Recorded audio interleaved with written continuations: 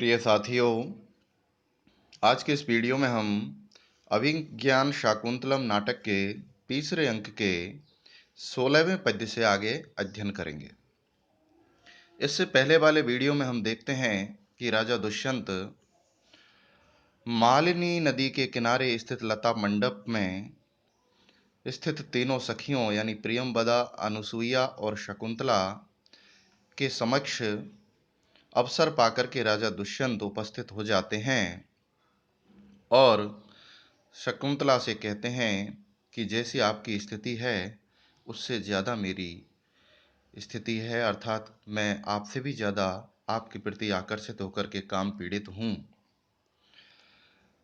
इस स्थिति में शकुंतला बड़े चतुराई और अनुभव और होश हवास का परिचय देती है। वह अपने राजा दुष्यंत से सीधे मुंह बात न करके अपनी दोनों सखियों से कहती है कि इस राज ऋषि से कहो कि आप अपनी पूर्व में स्थित पत्नियों अर्थात राजधानी में स्थित जो रानियां हैं उनके विरह से काम पीड़ित हैं, मेरे कारण नहीं। इसलिए आपसे मिलने का क्या फायदा। तब इस प्रकार का जो सामान्य कटाक्ष है उस संबंध में राजा दुष्यंत कहता है शकुंतला से। क्या कहते हैं, इसी का इस 16वें पद्य में वर्णन है कि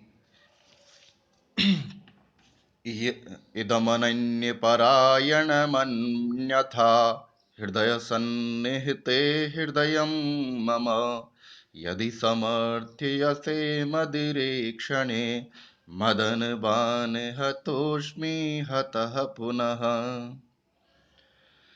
इदम अनन्यपरायणम अन्यथा हृदय सन्निहिते हृदयं मम यदि समर्थयसे मदिरेक्षणे मदनवाण हतोः अस्मि हतः पुनः। अर्थात मदिरेक्षणे, हे मादक नेत्रों वाली, हे नशीली आंखों वाली, हे हृदय सन्निहिते, हे मेरे हृदय में सन्निहित यानी निवास करने वाली। अनन्य परायणम, अनन्य यानी किसी आपके अलावा किसी दूसरे के प्रति आसक्तम। इदम हृदयम, इदम मम हृदयम, इस मेरे हृदय को यदि अन्यथा यानी दूसरी प्रकार से समर्थ्य से समझ रही हो, अर्थात मेरे हृदय को किसी अन्य में आसक्त समझ रही हो, तो मदनवान हतः, एक तरफ तो मैं मदन यानी कामदेव के वाण के द्वारा मारा गया हूं और पुनः फिर हता अस्मि, आपके व्यंगवान यानी इस कटाक्ष के द्वारा मैं और भी मारा गया हूं, पुनः मारा गया हूं। अर्थात यदि मुझे आप अन्य परायण या किसी दूसरी स्त्री के प्रति आसक्त होकर के ऐसी स्थिति में पहुंचा हुआ यदि मानती हो, तो एक तरफ तो मैं काम से पीड़ित हूं, पुनः आपके वचनों के द्वारा मैं और भी आहत हो गया हूं। तो इस प्रकार यहां पर अनन्य परायणम के प्रति हृदय सन्निहित पद के हेतु के रूप में रखा गया है, अतः पदार्थ हेतु काव्य अलंकार भी है। हृदय का अनन्य परायणम तथा शकुंतला के हृदय सन्निहित और मदिरेक्षण इत्यादि अनेक विशेषणों के साभिप्राय होने के कारण यह परिकर अलंकार भी बन जाता है और द्रुत विलंबितम नामक छंद है, जिसका लक्षण है द्रुत विलंबितमाहानभौ भरौ। अब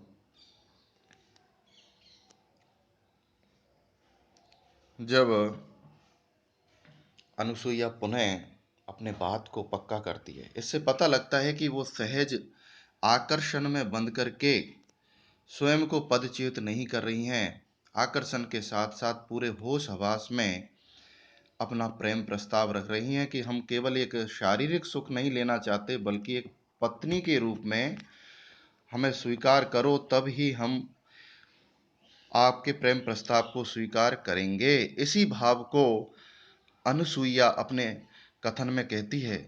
वह कहती है राजा दुष्यंत से कि मित्र, बहु बल्लवा राजा न श्रूयन्ते, कि हम सुनते हैं कि राजाओं की अनेक रानियां होती हैं, तो ऐसा नहीं हो कि हमारी सखी की को आप अपना करके और उसको एक तरफ कर दें और हमारी प्रिय सखी शकुंतला की कोई आ, अच्छी स्थिति नहीं हो। तब राजा दुष्यंत उसके कथन के संबंध में कहते हैं कि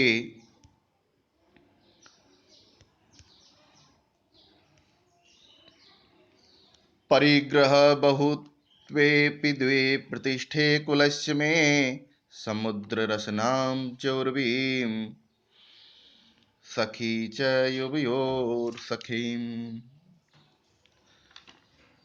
परिग्रह बहुत्वेऽपि, परिग्रह यानी विवाहजन्य अनेक होने पर भी, अर्थात विवाह अनेक होने पर भी, अर्थात मेरी अनेक रानियां होने पर भी, मैं कुलस्य, मेरे कुल की अर्थात पुरु वंश की मैं वादा करता हूं कि द्वे प्रतिष्ठे, दो ही प्रतिष्ठाएं रहेंगी, दो ही सम्मानीय चीज रहेंगी।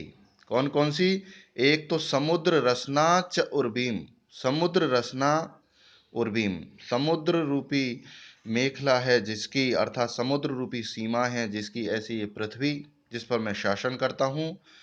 और च यानी और, इयम युवयो सखी, और यह तुम दोनों की प्रिय सखी शकुंतला।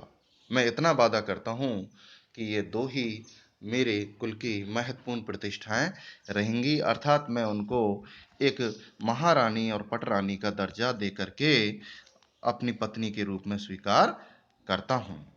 ऐसा आश्वासन राजा दुष्यंत तीनों को देते हैं और अनुसुईया के वचन के जवाब में कहते हैं। तब शकुंतला और शकुंतला की जो दोनों सखियां प्रियंवदा और अनुसुईया कहती हैं कि ठीक है, यदि ऐसी बात है तो हम अब निश्चिंत हो गए, अब आप शकुंतला से मिल सकते हैं, इसको पत्नी के रूप में स्वीकार कर सकते हैं। ऐसा करके वे दोनों एक मृग के बच्चे को उसकी माँ से मिलवाने के बहाने से लता मंडप से निकल जाती हैं और शकुंतला उनको रोकने का प्रयास करती है, लेकिन वे कहती हैं कि अब जो संपूर्ण पृथ्वी का आश्रय है वह तुम्हारे पास है, इसलिए अब तुम्हें चिंता करने की कोई स्थिति नहीं है। ठीक है, हम चलते हैं। तब शकुंतला उठने का प्रयास करती है, लेकिन राजा उसको रोक देते हैं और कहते हैं, तो राजा शकुंतला से जो कहते हैं उसी का वर्णन इस 18वें पद्य में है। क्या कहते हैं कि किं शीतलैक्लम विनोद वियार्दवातान् संचार्यामि नलिनी दलतालवृन्तैः अंके निधाय करभोरु यथा सुखं ते संवाहयामि चरणावत पद्मताम्रौ। राजा कहते हैं, किम क्या, शीतलैहि शीतल ठंडी, क्लम विनोद भी थकान को मिटाने वाली, नलिनी दल ताल वृंतई कमलिनी के पत्तों से बने हुए व्यजन यानी बीजनी से, आर्द्र वातान ठंडी ठंडी हवा संचार्यामी करूं, अर्थात मैं आपकी थकान को मिटाने के लिए कमलिनी दल से निर्मित व्यजन अर्थात बीजनी से आपको ठंडी ठंडी हवा संचार्यामी करूं। अथवा करभोरु, हे करब जैसे अंगों वाली, करब बोलते हैं हाथी के बच्चे को, जिसकी सूंड जो ऊपर से मोटी होती है और अग्रभाग से थोड़ी शिथिल होती चली जाती है, इस प्रकार जो ऊपर से मोटे और नीचे पतले ऐसे जगन स्थल वाली, अर्थात ये एक सुंदरता का पर्याय बताया है। तो इस प्रकार हे करभोरू, यहाँ पर करभोरू शब्द से संबोधित किया राजा दुष्यंत ने शकुंतला को। तो हे करभोरू, हे करभ जैसे अंगों वाली, आपको अंके निधाय गोद में बिठा करके, ते यानी तेरे, पद्म ताम्रऊ, कमल के समान लाल वर्ण वाले,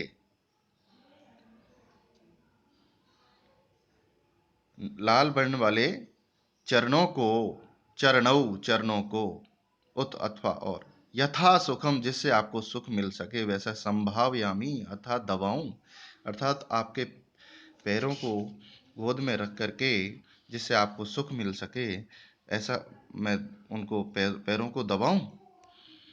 इस प्रकार राजा दुष्यंत अपने प्रिया शकुंतला को उस शिलापट्ट से उठने नहीं देते हैं और उसको इस प्रकार कहते हैं। तो यहाँ पर इस पद्य में नलिनी दलों पर ताल वृंत का आरोप किया गया है।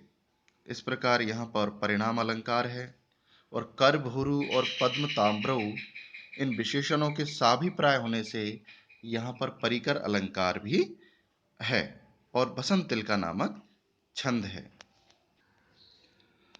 पर शकुंतला कहती है कि न माननीयेषु आत्मानम अपराध्य से, अर्थात सम्मानीय व्यक्तियों के द्वारा पैर दबा करके मैं स्वयं को अपराधी नहीं बनाना चाहती, ऐसा कहकर के वह उठकर वहां से जाना चाहती है। तो अब राजा दुष्यंत उनको रोकते हैं और कहते हैं कि अनिर्वाणो दिवस, अर्थात हे सुंदरी अभी शाम नहीं हुई है, अर्थात दिन ढला नहीं है और ये आपकी शरीर की अवस्था है। तो कहते हैं कि उत्सृज्य कुसुम शयनम नलिनीदल कल्पित स्तनावरणा कथमातपे गमिष्यसि परिवाधापेलवैरंगै, कि नलिनी दल कल्पित आवरणा, नलिनी यानी कमलिनी के पत्तों से कल्पित बनाया है स्तन आवरणा, स्तनों को ढकने का वस्त्र, और कुसुम, तुम यानी तुम, कुसुम शयनम इस फूलों से बने हुए बिस्तर को, उत्सृज यानी छोड़ करके, परिबाधा यानी काम पीड़ित, पेलवई यानी कमजोर अंगई अंगों के द्वारा, कथम कैसे इस आतपे यानी तेज धूप में, गमश्यसी जाओगी, अर्थात आपके यहाँ इस तेज धूप में यहाँ से जाने की स्थिति आपके शरीर की नहीं है, इसलिए हे सुंदरी अभी आप मत जाओ। इस प्रकार इस पद्य में परिबाधा पेलवही पद को कथम आतपे गमिष्यति के लिए हेतु रूप में उपन्यस्त किया गया है। इस कारण पदार्थ हेतुक काव्य अलंकार है, साथ ही परिबाधा पेलवही आदि का साभिप्राय प्रयोग होने से यहाँ परिकर अलंकार भी है और पद्य में आर्या की मधुर छटा है, आर्या छंद है। अब जब राजा उनको स्पर्श करते हैं शकुंतला को, तब शकुंतला कहती है कि हे पौरव, रक्ष विनयम, शिष्टाचार की रक्षा कीजिए, आप मुझे इस प्रकार,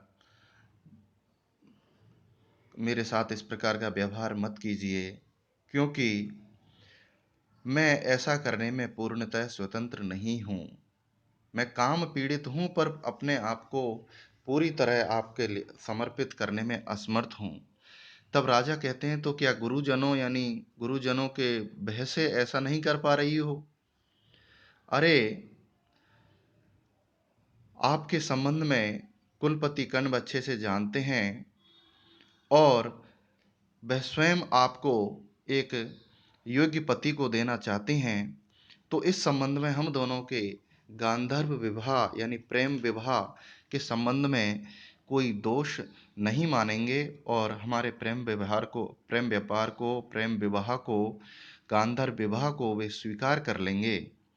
तो हे डरपोक, हे कायर, इस तरह का भय मत दिखलाइए। तब राजा उनको इस पद्य के माध्यम से कहते हैं कि गांधर्वेण विवाहेन बहव्यो राज ऋषि कन्यकः श्रूयन्ते परिणीतास्ता पितृभिश्च अनुमोदितः। कि बहव्य यानी अनेक, राज ऋषि कन्यकः, राजाओं की कन्याएं, अर्थात आप भी राज ऋषि विश्वामित्र की ही पुत्री हैं, यानी क्षत्रिय पुत्री हैं, और मैं भी क्षत्रिय हूं, तो समान वर्ण होने के कारण हमारे विवाह में कोई आपत्ति भी नहीं है।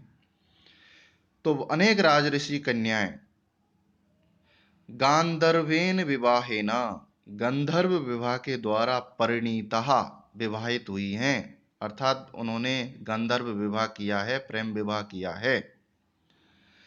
ताहा, और वे पितृभी यानी गुरुजनों के द्वारा, परिवारजनों के द्वारा अनुमोदितः, अर्थात उनके विवाह को परिवारजनों के द्वारा स्वीकार भी कर लिया है, अनुमोदन भी कर दिया है, ऐसा श्रूयन्ते, हम सुनते आए हैं।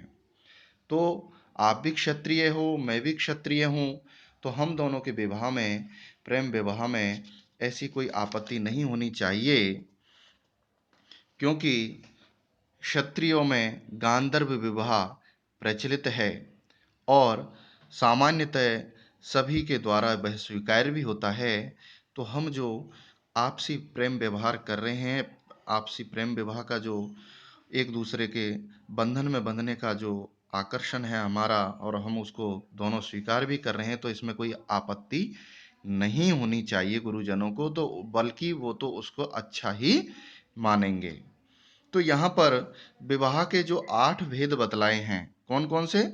ब्रह्म विवाह, दैव विवाह, आर्ष विवाह, प्राजापत्य विवाह, आसुर, गंधर्व, राक्षस और पैशाच, ये 8 विवाहों में ही एक भेद है गंधर्व विवाह। वह सामान्यतः क्षत्रिय वर्ण में प्रचलित था कि और जिसमें काम के वशीभूत युवक तथा युवतियां परस्पर एक दूसरे की सहमति से इस बंधन को स्वीकार करती थी, और वह गांधर्व विवाह कहलाता था। महर्षि मनु ने इस प्रकार इसका लक्षण भी बताया है कि इच्छया अन्योन्य संयोगः कन्यायाश्च वरस्य च गांधर्व स तु विज्ञेयो मैथुन्योः काम संभवः। यह विवाह एकमात्र क्षत्रिय वर्ण में ही स्वीकृत था। तो प्रस्तुत श्लोक में अप्रस्तुत सामान्य से प्रस्तुत विशेष की अभिव्यंजना होने के कारण अप्रस्तुत प्रशंसा अलंकार भी है, साथ ही अनुष्टुप छंद है। तो इस प्रकार हमने इन 5 पद्यों का अध्ययन किया, और मेरे अगले वीडियो पाने के लिए मेरे चैनल को सब्सक्राइब करें और लाइक करें। धन्यवाद।